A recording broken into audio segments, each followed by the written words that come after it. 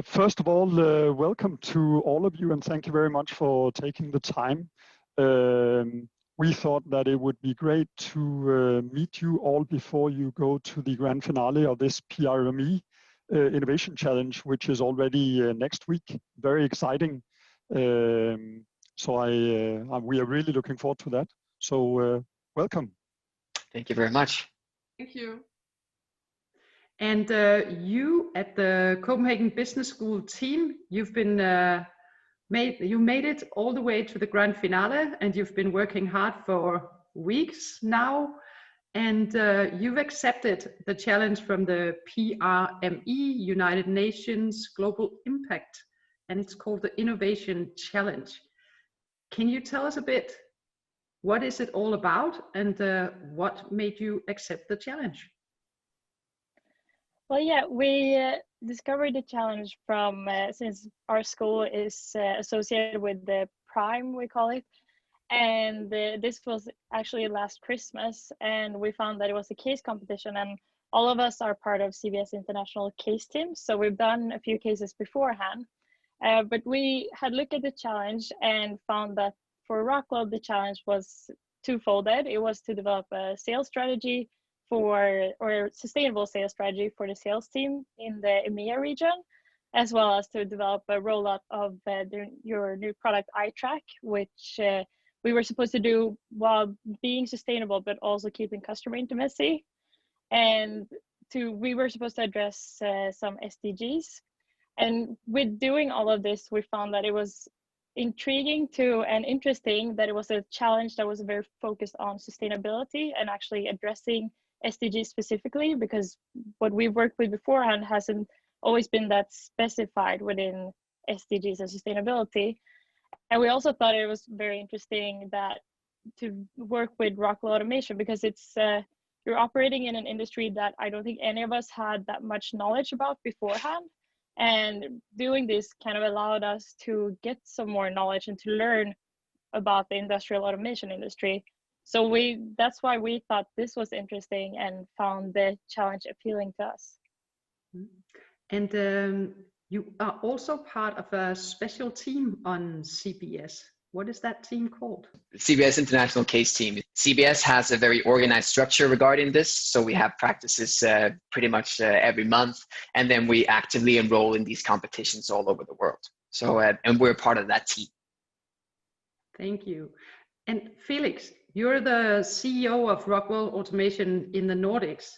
And being a multinational company, I was wondering, why do you engage with young people like this CBS team? Why do you need input for sustainable business models from young brains like these? It's a very, very relevant question, and we see several answers. We see, first of all, we get this ability to catalyze our own innovation.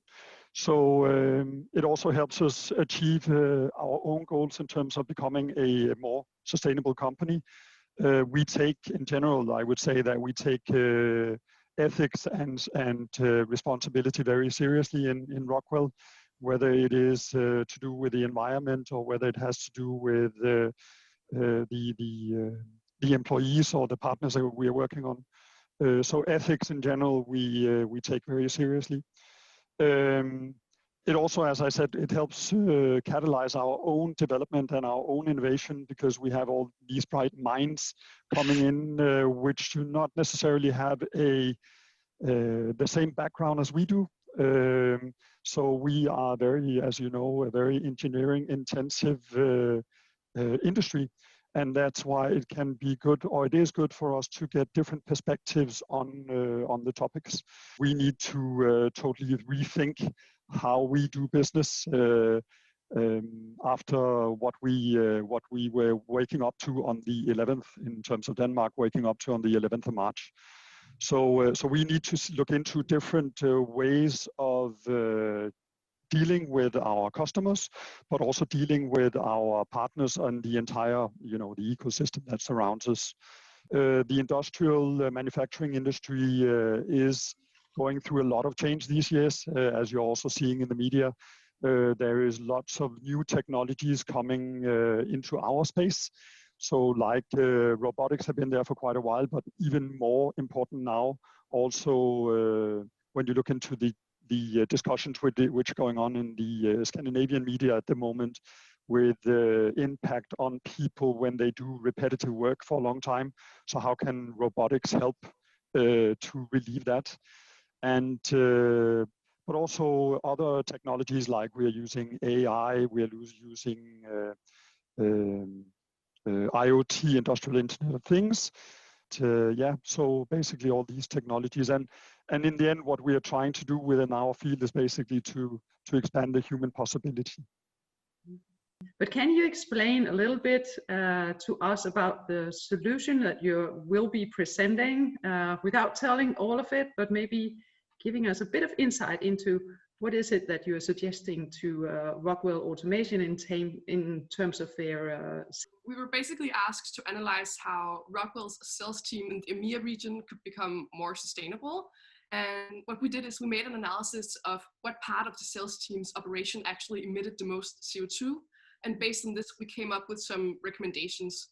Before you started this, did you actually know about also sustainability, the option to implement sustainability gains in industrial manufacturing and industrial automation? Was it something that was top of mind or at all on the radar?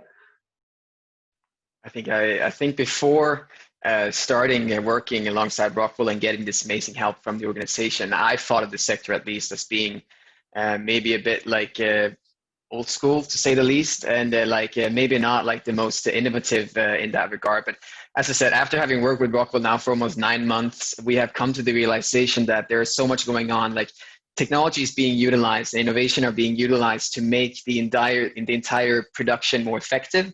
And in a way, I mean, you're producing the same amount, but you're producing it using less input. So you are becoming more efficient. At first sight, it wasn't on top of our mind in how we would actually make something more sustainable in the industry, especially since we're not engineers, but we're all studying business. Mm. So we had to kind of switch mindset and think of it from a business perspective. And then we had to focus on the sales department, and we realized that is also a part that emits, and that is something that we can actually do something about.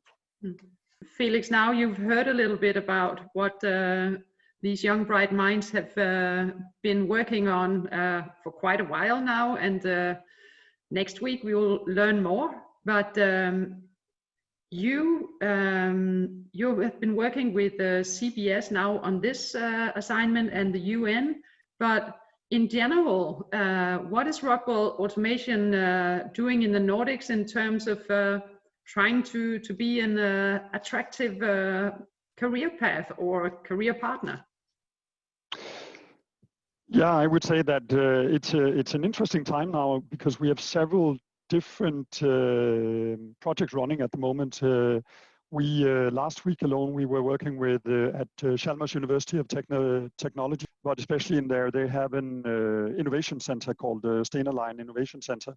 So we were having a hackathon, they call it, with together with a customer and with Microsoft and one of our partners. Lately, during the spring, we were working together with Aalborg University because there was this very acute shortage of respiratory equipment in the world due to the COVID crisis. So Aalborg had a project running where they wanted to develop a respirator which was built entirely on industrial components. So it was a very fast-track project working. So I think it was 17 days from startup to we got the approval from the health authorities in Denmark. So super interesting projects. And then of course we're also working with other of the technical universities, which is our primary partners in the university world. So I think that this cooperation with the CBS has been really, I hope, a good starting point going forward. So we're really looking forward to that. There is an option to actually follow your presentation for the grand finale next week. Can you explain a bit how do we do that? How can people follow?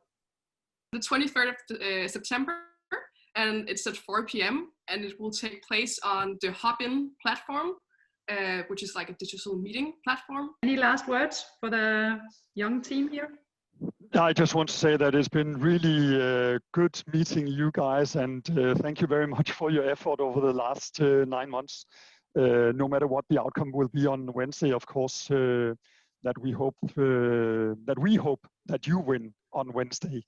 And what can I say? I can only wish you the best of luck going into the Prime Innovation Challenge next week. So we'll keep our fingers crossed